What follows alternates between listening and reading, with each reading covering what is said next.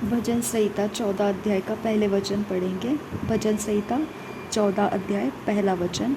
मूर्ख ने अपने मन में कहा है, कोई परमेश्वर है ही नहीं। वे बिगड़ गए, उन्होंने घिनौने काम किए हैं, कोई सुकर्मी नहीं।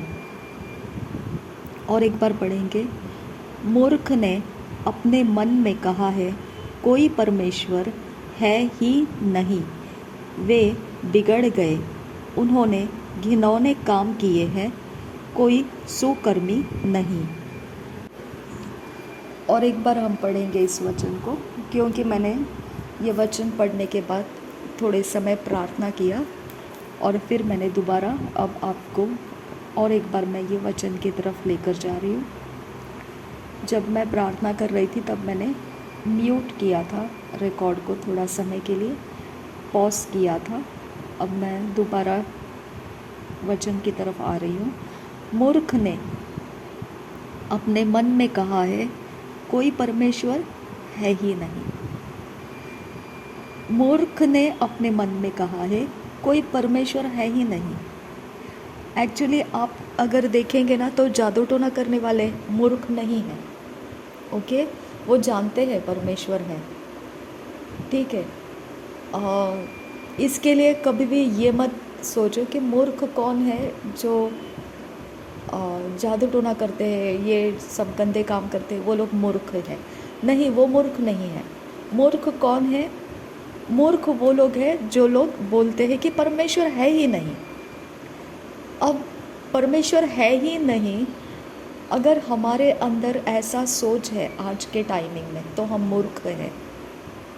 आज का अब जब हम श्राप तोड़ने की बात कर रहे हैं, इस समय अगर हम जो लोग अब साथ में हैं, अगर यहाँ पर किसी के भी अंदर कोई परेशानी है, ओके, कोई दुख है और वो चाहता है छूटना, लेकिन उसके अंदर से ये आवाज़ आ रही है कि परमेश्वर है ही नहीं, मेरे दुख को कोई समझ ही नहीं सकता है, मैं जितनी पीड़ा के अंदर है उसके बारे में कोई सोच नहीं सकता है, मैं जितने कष्ट में हूँ उसके बारे में कोई देख नहीं सकता है।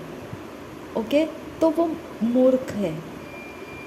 अगर उस सोच को आप प्रायोरिटी दे रहे हैं कि परमेश्वर है ही नहीं और आपके समस्या सुलझेगी नहीं, क्योंकि परमेश्वर है ही नहीं, तो समस्या सुलझेगी कैसे?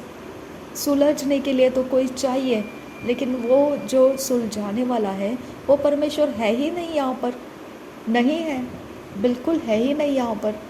ओके, ये सिस्टर जो बात कर रही है, ये बात कर रही है, लेकिन परमेश्वर है ही नहीं यहाँ पर। ओके, हाँ ठीक है, ये प्रिस्किला चैनल है, अच्छी बात है। यहाँ पे सारे प्रेयर्स अपलोड होते हैं, टीचिंग्स आते हैं, वचन के बारे में समझाया जाता है, गवाहियाँ हो जाती है, लेकिन यहाँ पे परमेश्वर है ही नहीं, ठीक है। जब हमारे अंदर ये एरिया है कि यहाँ परमेश्वर है ही नहीं, तो यहाँ पे क्या हो जाएगा? मूर्खता आ जाएगी। और जहाँ मूर्खता आ जाती है, उसका बिलीफ सिस्टम में क्या रहता है? परमेश्वर है ही नहीं। तो वो कैसा भी बिहेव करेगा, वो मुझे अपमानित करेगा, ओके, वो मुझे धुतकारेगा, ओके, वो मेरे चैनल को दोष लगाएगा, मुझे दोष लगाएगा, मेरे सारे टीचिंग्स के ऊपर उंगलियां उठाएगा, ओके, मैंने दी हुई गवाही के ऊपर ठट्ठा करेगा, मजाक करेगा, क्योंकि उसका बिलीफ सिस्टम क्या बताता है? परमेश्वर यहाँ पर है ही नहीं। ये सिस्टर के साथ परमेश्वर है ही नहीं। ओके, ये सिस्टर की आवाज़ में परमेश्वर है ही नहीं। ऐसा अगर आपका बिलीफ सिस्टम है, ओके, तो आपके काम मैंने बता दिए, सारे आप मेरे विरोध में बात करेंगे। ओके, ये बहुत घमंडी है, ये बहुत आकड़ू है, ये बहुत अपने दिमाग में चढ़ी हुई है। ओके, कैसे भी आप मेरे बारे में निंदा कर सकते हैं। कब? जब आपके सोच में ये प्रबल हो जाता है, ये सिस्टर के साथ परमेश्वर है ही नहीं। ओके, तो ऐसे वक्त में आप घिनौने काम करने लगते हैं। जब आप ऐसा सोचते हैं कि परमेश्वर मेरे साथ है ही नहीं, फिर आप क्या करोगे? जितना बुरा हो सकेगा उतना आप बुरा करेंगे मेरे बारे में, ओके। और आप डरेंगे नहीं, क्योंकि आपका विश्वास क्या बताता है? परमेश्वर मेरे साथ है ही नहीं, ओके। और वे क्या हो गए? बिगड़ गए, उन्होंने घिनौने काम किए हैं, कोई सुकर्मी नहीं रहा। आप मुझे फिर फेवर नहीं करेंगे, ओके। अब मेरी कोई बात को वैल्यू नहीं करेंगे, बेइज्जत करेंगे मेरे सारी बातों को, हंसेंगे, मजाक उड़ा देंगे, क्योंकि आपके माइंड ने कौन से थॉट को एक्सेप्ट किया कि इस चैनल के अंदर परमेश्वर तो है ही नहीं। Hallelujah, okay. यहाँ पे हमारे पास परमेश्वर का वचन क्या बताता है? मूर्ख उसे कहा जाता है जो अपने मन में ये कहता है कोई परमेश्वर है ही नहीं, ओके। ये सिस्टर मेरा प्रॉब्लम तो सॉल्व कर नहीं सकती है, ओके। ये इंसान तो मेरे लिए कोई काम की चीज़ नहीं है, ये चैनल तो मेरे लिए कोई काम की चीज़ नहीं है, मेरा प्रॉब्लम तो कुछ और ही है, मेरा तो कोई सवाल जवाब हल होने वाला आने वाला ही नहीं है, ओके। तो ये समय आप मूर्खता का आत्मा को सपोर्ट करते हैं, ठीक है। आप किसको सपोर्ट कर रहे हैं? फिर मूर्खता के आत्मा को सपोर्ट कर रहे हैं। जब आप सच्चाई को पहचान नहीं रहे हैं कि परमेश्वर मेरे द्वारा काम कर रहा है, परमेश्वर का आत्मा मेरे द्वारा काम कर रहा है, मेरी बातों के द्वारा परमेश्वर कहीं ना कहीं लोगों के जीवन को संवार रहा है, अगर इसको आप एक्सेप्ट नहीं कर रहे हैं, ओके, और फिर आप आशा रखोगे कि मेरे चैनल में से आपको कुछ प्राप्त हो, तो वो नहीं होगा, ओके, वो नहीं होगा, ठीक है। क्यों नहीं होगा? क्योंकि आप खुद उसको रिजेक्ट कर रहे हैं। आपके लिए परमेश्वर का सामर्थ्य काम करने को तैयार है, आपके ऊपर वो ओवरटेक करने को तैयार है, लेकिन आप खुद मुझे रिजेक्ट कर रहे हैं, ओके। जो काम परमेश्वर का मैं कर रही हूँ, आप खुद उसको रिजेक्ट कर रहे हो, और आप रिजेक्ट कर रहे हो। फिर अगर मैं बोलूँ कि आप विश्वास कीजिए, आपके श्राप टूट गए, तो भी आप विश्वास नहीं करोगे, ओके।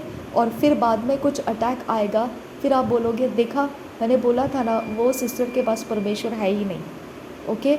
इतना किया उसने, प्रार्थना पूरा महीना हमारा बिताया, और देखा जाएगा तो हमारा अटैक तो फिर दोबारा शुरू ही है, चालू ही है, ओके। तो आपके पास गवाही नहीं रहेगी, आप मेरे काम को वेस्ट है कहने लगेंगे, ओके। तो पहले ही मैंने इस रिकॉर्ड को करने के पहले ही मैंने रिकॉर्डिंग दिया आपको और समझाया कि श्राप 100% टूट जाता है, क्योंकि परमेश्वर विश्वास योग्य है और वो हमारी प्रार्थना को सुनता है।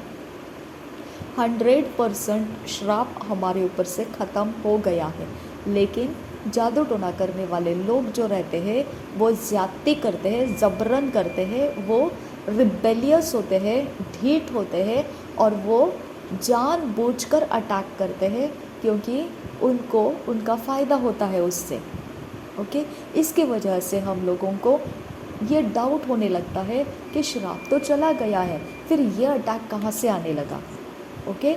तो ये अटैक आने का कारण क्या मालूम पड़ता है आपको? ये अटैक आने का कारण ये है कि हमारे इर्द गिर्द में कोई ना कोई ऐसा इंसान है जो जादू टोना करके हमको कैप्टिवेट रखना चाहता है।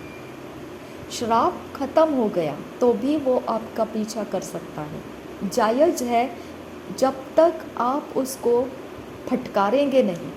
वो जितनी बार वो मार खाएगा, दोबारा मौका देखकर वो पलट कर आता रहेगा आपको कैप्टिवेट करने के लिए, क्योंकि उसका जब तक जादू टोना करने का काम में से वो रुक नहीं जाता है, प्रभु यीशु मसीह में नहीं आता है, जब तक वो उसका परिवर्तन नहीं होता है, तब तक वो कीड़ा रहता है उनके अंदर कि वो आपका पीछा कहीं ना कहीं से करते रहेंगे।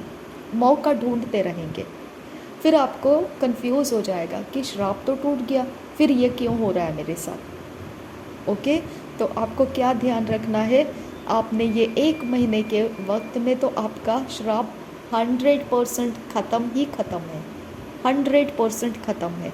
ओके, लेकिन उसके बाद आपको अपने लाइफ को संवार कर रखना है, परमेश्वर के आज्ञा पालन में रखना है।